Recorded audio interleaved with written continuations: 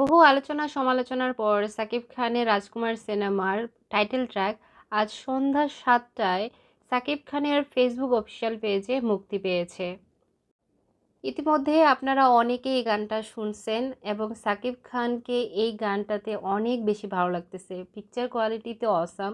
সাকিব খানের পারফরমেন্স অনেক ভালো ছিল। লাস্ট আমি সাকিব খানকে এত গুড লুকিং আর হ্যান্ডসাম কোন সিনেমায় দেখছি আমার মনে নাই, বা শেষ মানে এজ এ ফ্যান আমার সাকিব খানকে দেখতে খুব ভালো লাগতেছিল। লোকেশনটা অনেক জোশ ছিল, অনেক ভালো ছিল।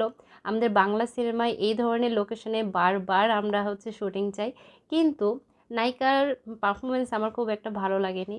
তার লিপসিংকি ছিল না, তার যে ড্রেস আপ ছিল আরেকটু বেটার হইতে পারতো। যদি শাড়ি পরতো মনে হয় ভালো লাগতো। জানি না, স্টোরির সাথে হয়তোবা গানটার সিঙ্ক আছে, সেজন্য হয়তোবা তারা রাখেনি। তাই এই বিষয়ে এখন সেরকম কোনো মতামত রাখতেছি না। কিন্তু এই গানের কিছু মিল হিন্দি গানের সাথে রয়েছে, যেটার কিছু ক্লিপ আপনারা দেখলে বুঝতে পারবেন। ক্লিপগুলো আমি অ্যাড করলাম, একটু শুনেন।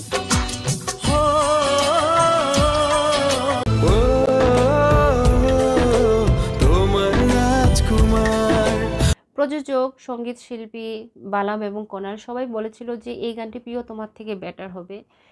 আমি বলতে পারতেছি না, আপনারাই বলবেন যে আসলে প্রিয়তমার থেকে এই গানটি কতটুকু ভালো হয়েছে কিংবা হয় নাই।